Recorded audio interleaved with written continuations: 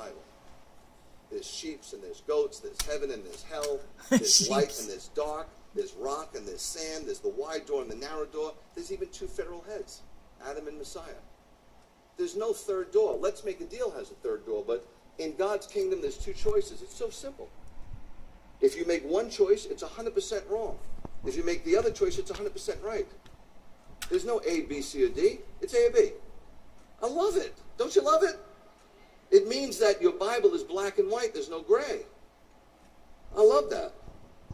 So he's saying just as in Adam all die, he's saying there's two federal heads, and they act on our behalf.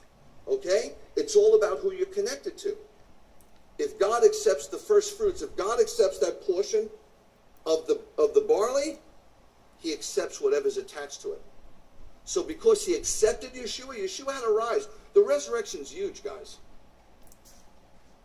If they find a stapes, that's the smallest bone in your body. It's part of the inner ear. It's a sterabone. It's 2 to 3 millimeters. Okay, that's 1/100th of an inch. If they find 1/100th of an inch, 1,000th, 100, 3 millimeters, 0.0393. Listen, it's small.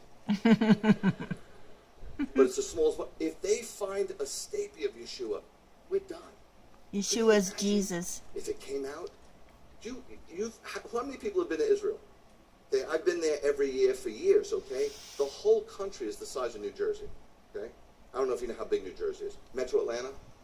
Still not getting it. Okay, ma'am, you can wall-to-wall carpet the whole country for 10 grand. That's how small it is. They have dug up the whole country. They have dug up the whole country. The whole country's been dug up. Can you imagine if a great archaeologist said, we found the stapes of Yeshua? It's over. We would be crushed. We wasted our time. Because if there's no resurrection, we're to be pitied.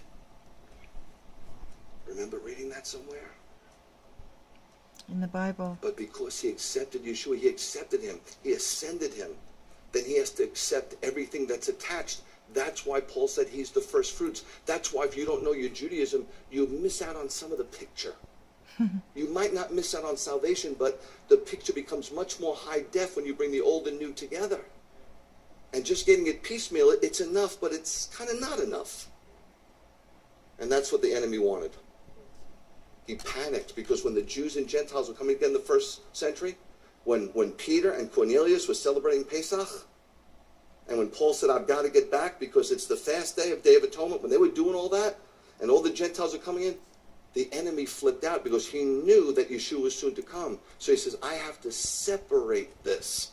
I have to divide, right? The two shall become one, the one shall become two. So he said, hey, Jews, Saturday, God never changed the day. And then to the Gentiles he said, he rose on the first day, celebrate Sunday, change the Sabbath.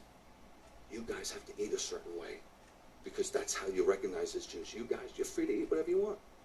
Dog, kangaroo, whatever you want.